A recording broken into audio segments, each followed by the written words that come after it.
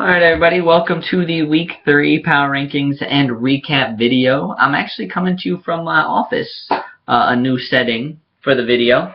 And this is my tutoring room. I had to come in Saturday morning to do something, but figured I'd bring the laptop and talk some fantasy football. Why not? So first off, sorry the video is a little bit late this week. I know Week 4 is underway already with the Thursday night game, but figured it's never too late. So, first off, we'll talk about, there was a trade this week between Braveheart Chicken Wings and We Are Garbage. Kudos to We Are Garbage. They should be trading, try to revamp that roster.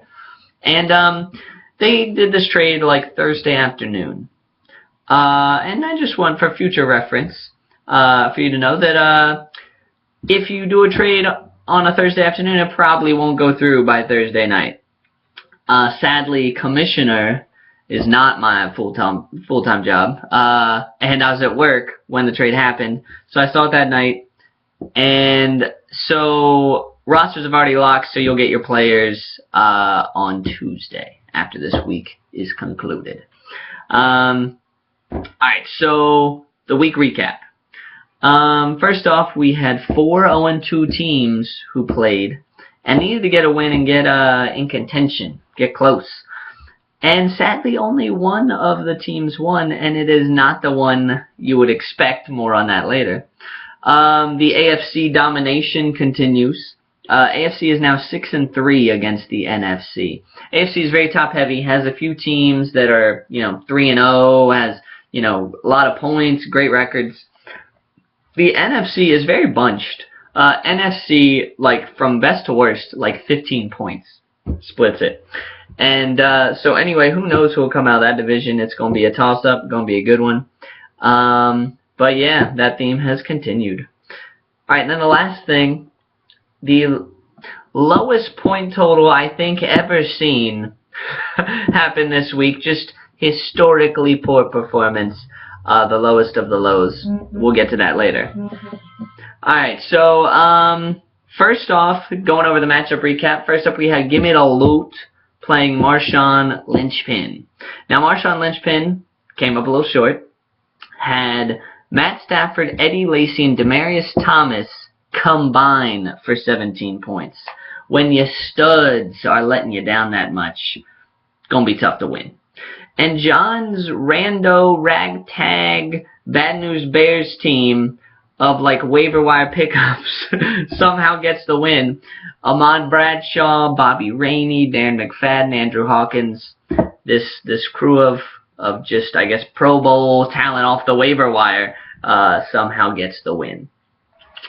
Alright, so next up we have Going Green against Return of the Macklin. Very good matchup, lots of points everywhere.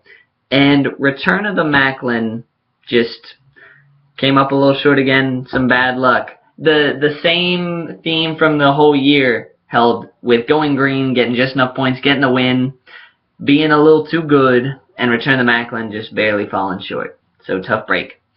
Next up we have Braveheart Chicken Wings against the Bears. And a lot of people were questioning Braveheart Chicken Wings' 2-0 record, me included, thinking if you look at the points, if you look at the roster, kind of lucky. But it turns out, got some skills. Braveheart Chicken Wings brought it this week. Top to bottom, very good squad. Lots of points. And more importantly, started 0 players who were injured. All ACLs and all bones were intact for his team. Well done, everyone got points. And for the Bears, same theme. Got the studs at wide receiver, Antonio Brown, Calvin Johnson, Jordy Nelson doing work. But sadly, everyone the Bears drafted this year, essentially, is straight trash. His running backs, if you want to call them running backs, I mean, they play there on his team. Joique Bell and Chris Johnson combined for 6.7 points this week. Ouch. Next up, we have Philadelphia versus We Are Garbage. And I felt pretty good about this matchup because you always have to feel good when you're playing someone who calls themselves We Are Garbage. And he lived up to his name. This matchup was not really even close. It was kind of over Thursday night when Julio Jones for Philadelphia went bonkers and got like 38 points. And We Are Garbage barely cracked a hundo. Got there at the end. Well done.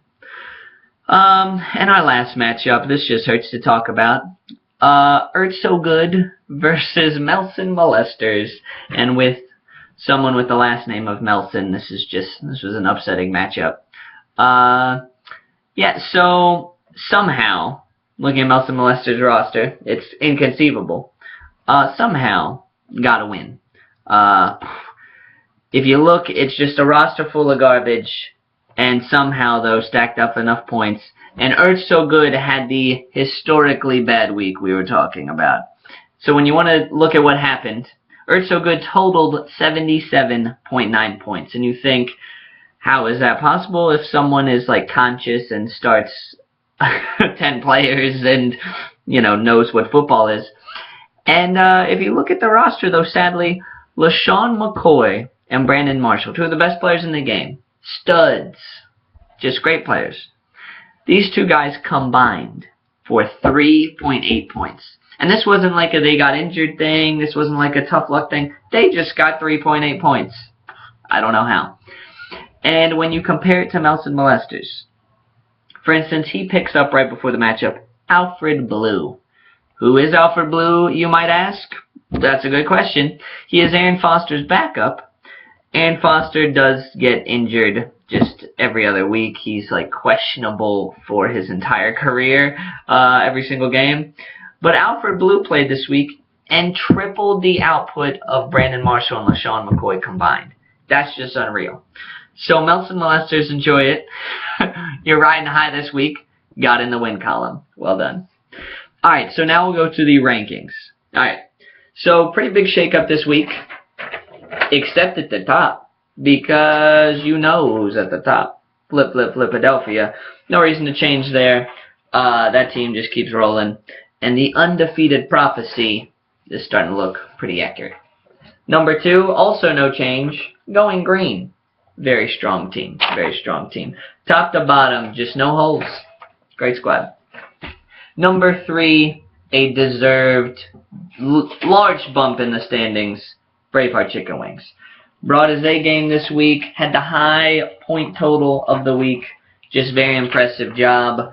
Deserves that top 3. Number 4, we have another big jump. Gimme the Loot. Gimme the Loot, that ragtag team. They have the team chemistry, I guess. Can't beat it. Big time John Foneka getting another win.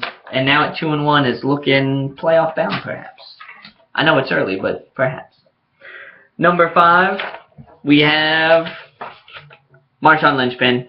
Gets a little drop this week. I don't know how many times I can say it, Ben. Eddie Lacy is not the answer.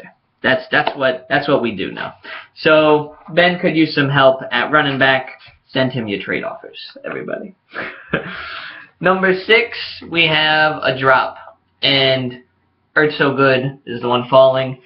Probably should be a farther drop after that just rough week. Rough is just a nice way of putting it. Whew. So needs a bounce back win this week. Number 7, an 0-3 squad, Dub Ayers, who has kind of had an unreal season. He has such good players, such bad players. He has so many points, yet is 0-3. Kind of just a tough one to figure out, the Bears. So we'll see if he can get on track this week. Playing We Are Garbage. If there's a time for a win, it's now. Number 8, we got Return of the Macklin. This is another 0-3 team who get lots of points, can't get a win. Also has run into some tough times with, the likes of Adrian Peterson and whatnot. Stuff like that you can't prepare for on draft night. So, that's had some rough breaks. Number 9 squad. I can't believe this is happening. Number 9, Melson Molesters. Just a historic climb from number 10 spot. Melson Molesters, that was just an abyss, a cavern. Just thought he would never climb out of there. Gets a win, is now 1-2. and is somehow not in the last spot of the power rankings. Well done. Enjoy it. Enjoy it. This is a week to celebrate.